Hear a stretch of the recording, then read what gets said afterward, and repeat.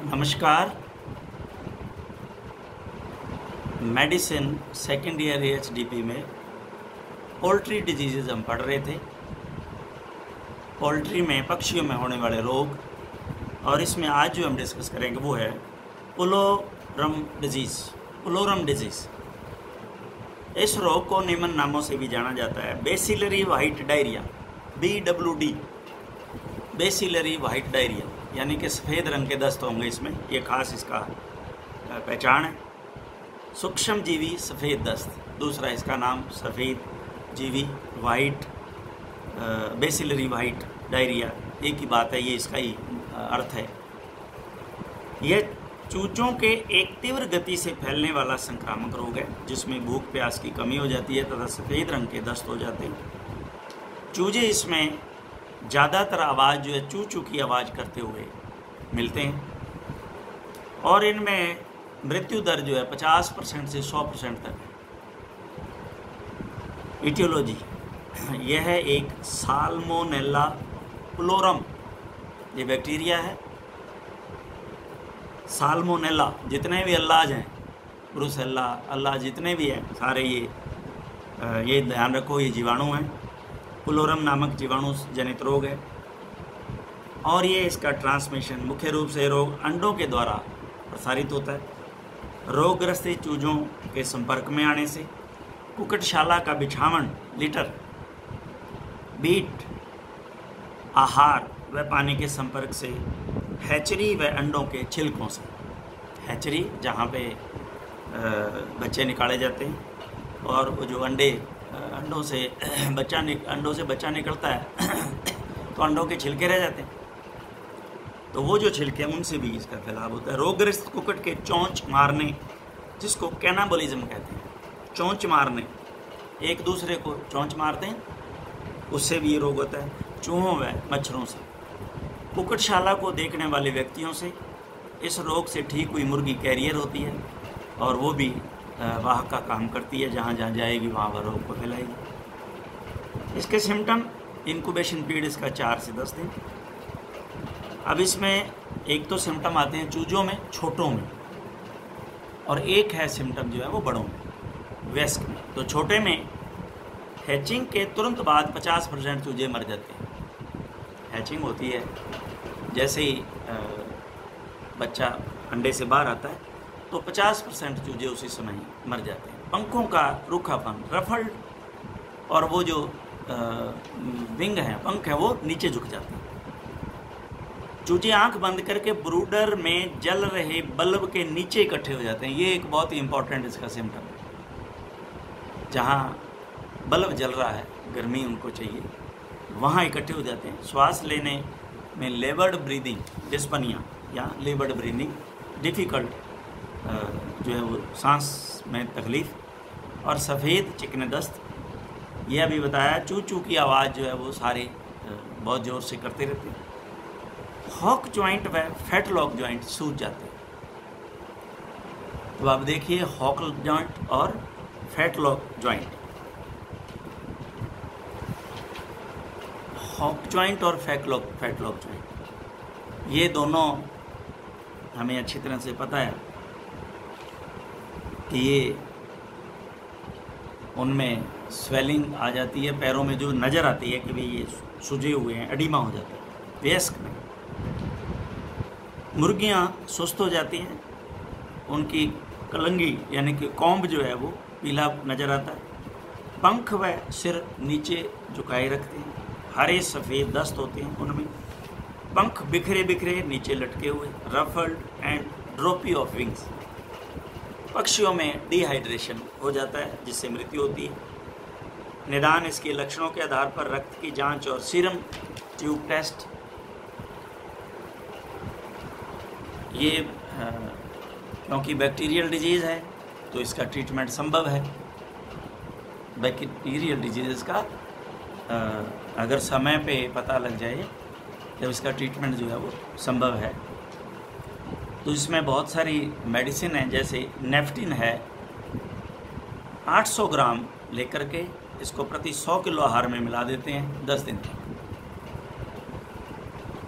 ट्राइमिथोप्रिम and sulpha डायाजीन। ब्रोट्रिम oral रेनबैक्सिका आता है मुख द्वारा, ये पिलाया जाता है 1 ml 2 से 4 लीटर पानी में 3 से 5 दिन दिया जाता है। बैक्ट्रीसोल पाउडर, यही सल्फा ड्रग का नाम है, एल्वेट कंपनी का है। ये भी 1 से 2 ग्राम पर लीटर पानी में दिन में 2 बार 5 से 7 दिन दिया जाता है।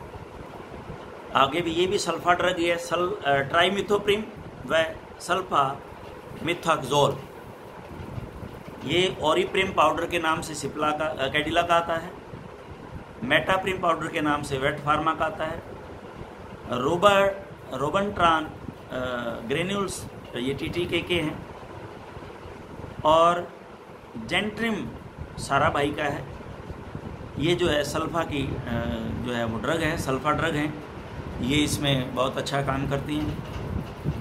फ्यूराजोलिडोन ये भी इसमें कफ अच्छा काम करती है, फ्यूराजोलिडोन ज़्यादा देते हैं। वेटफ्यूरान, वेट का है। और स्कॉर्बिड वेट्स फार्मा का, डोज है 1 टेबलेट 4 लीटर पानी में 10 से 12 दिन तक। ये सुरक्षात्मक यानी कि प्रिवेंटिव देते रहते हैं, तो ये बीमारी आती नहीं है। 1 टेबलेट पर लीटर पानी में 7 दिन तक, ये उपचार है। 1 टेबलेट 1 लीटर में देते हैं तो ये उपचार है, और अगर 1 लीटर 4 लीटर पानी में देते हैं तो ये प्रिवेंशन है, डोज दोनों। फ्यूरालिन, ये मैरिंड का है, 250 से 500 ग्राम पर डन आहार में मिश्रित करते हैं। प्रोफिडॉन 200, ये सारा भाई का है, खुराक डोज 250 ग्राम पर डन आहार में मिलाते हैं। बचाव,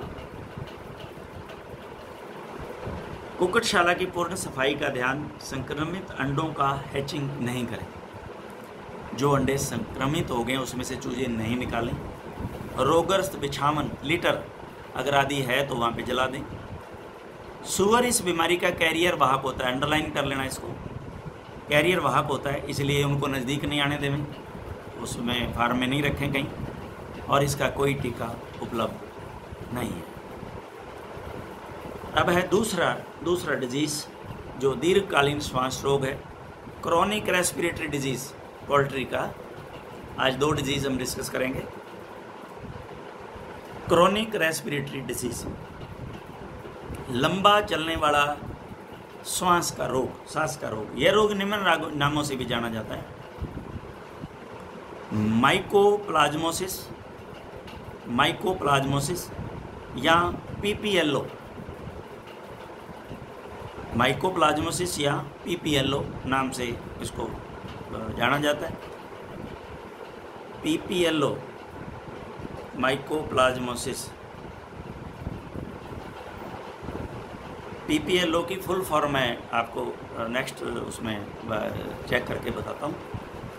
यह मुर्गियों का श्वास संस्थान की दीर्घकाल जीवाणु जनित रोग है। इस रोग में मुर्गी को सूखी खांसी, हैंकिंग कफ, स्नीजिंग, छींकना तथा श्वास नली, ट्रेकियल, गुरगुराहट, रेल्स आदि लक्षण दिखाई देते हैं।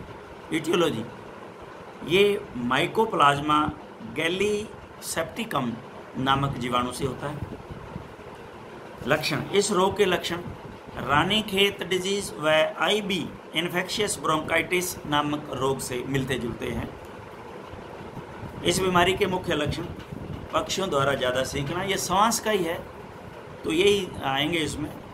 फेफड़ों के हो गए, सांस के हो गए, छींकने के हो गए, यही होंगे। पक्षियों का द्वारा छींकना, खांसना, सू सू की गुरहाट की आवाज़ आना दूर से ही सुनाई देती है, जैसे अस्थमा वाले करते हैं। अस्थमा वाले आवाज़ आती है ज़ोर से, दूर ही सांस लेता हुआ दूर से ही पता चल जाता है आदमी का कि खींच रहा है, सांस सुनाई देता है।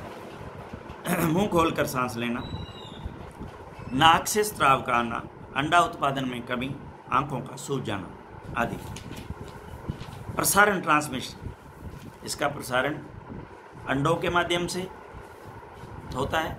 शरद ऋतु में सही वायु संचालन, अगर प्रॉपर वेंटिलेशन नहीं हो तो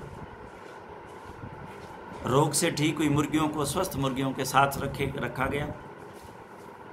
अगर पक्षी के देह में कीड़े वर्म्स हैं, विटामिन ए की कमी है, संतुलित आहार असंतुलित आहार है, वातावरण में नमी है, मॉइस्चर है, और ऋतु परिवर्तन आदि इस रोग में सहायक कारक है। तो अब इसमें ट्रीटमेंट जो है वो है टाइलोसिन टार्ट्रेट। ये खुराक इसकी 1 ग्राम 1 लीटर पानी में 24 से 72 घंटे तक।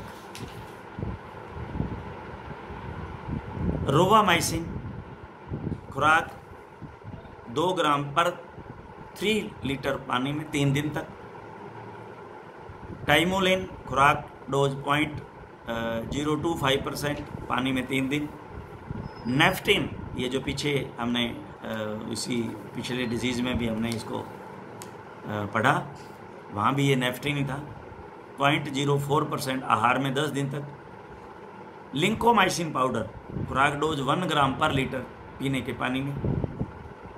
लिंकोमाइसिन फीड मिक्सचर 1 ग्राम पर केजी आहार में। ये जो है इसका ट्रीटमेंट है, इसको देते हैं। ये भी ऐसा नहीं है बीमारी के ठीक नहीं होती, तो ये भी प्रिवेंशन लेवें या इसका ट्रीटमेंट करें तो ये काबू में आ सकती है।